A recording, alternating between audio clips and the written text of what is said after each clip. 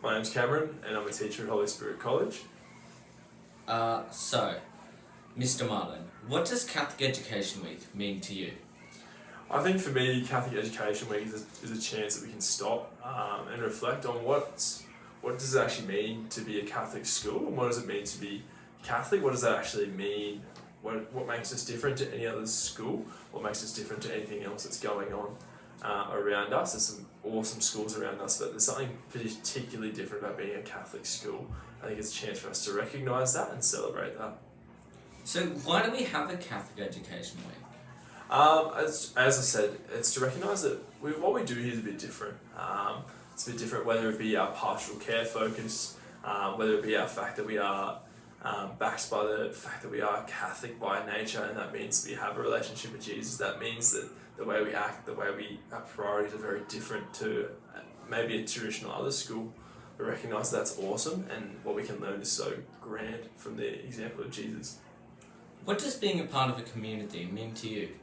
For me, community means support, whether it be mates, whether it be family, whether it be a footy team, whether it be the community here at Holy Spirit College. It's about supporting one another and building each other up to be the best that we can be. How can Holy Spirit College embrace this year's theme of faith, hope, and love? I think this year's theme of faith, hope, and love really lends well to what our values are of hope, wisdom, and compassion. I think that naturally those values are really shared by us, and I think it's how we live it out. I think it's going to be a big focus during this Catholic Education Week, reflecting on what are we actually doing to make a difference in our communities. So, how can our community become a community of faith, hope, and love this week? I think for start by sharing what joy we're bringing each other, sharing those opportunities, sharing that hope, showing love as well, whether it be gratitude, whether it be intentional acts. I think there's all incredible opportunities to recognise that, whether it be through staff, whether it be through students, wider community. I think as well it's an opportunity to recognise that, hey, the people around us are awesome, and we need to recognise the support and love that they bring. What actions do we need to take to create communities of faith, hope, and love all around Australia? I believe first and foremost recognise that the person sitting across from us is a human being. By default, they've got dignity. By default, they deserve value and love, and should be treated as such. And in the same way, they are made in the image of God. They are by nature beautiful creations, and so we should be able to treat them like that. And the way we speak, the way we act, the way we talk, whether it be a dear friend, whether it be a teacher, a student, whether it be any sort of person we meet, I think it's really important to have that mindset.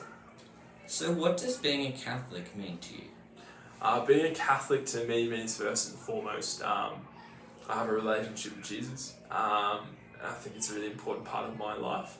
But as well as that, I think it's a mark that I'm living my life differently. Living my life focused on those around me and not so focused on myself and my own gain. Do you think Catholic Education Week is strengthening the connections between Catholics and God?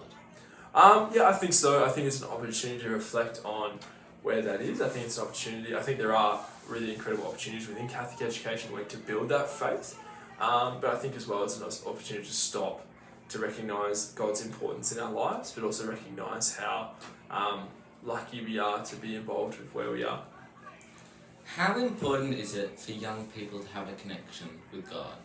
I think it is a game changer, having a connection with God. I think it leads to so many great things, whether it be the example, the actual confidence in knowing that you've got a God that's by your side and wants to be with you, whatever you're going through. And we talk about the idea of faith, hope, and love, the idea that we have a God of faith, hope, and love, and someone we can call on and someone we can be inspired by. I think is a massive deal.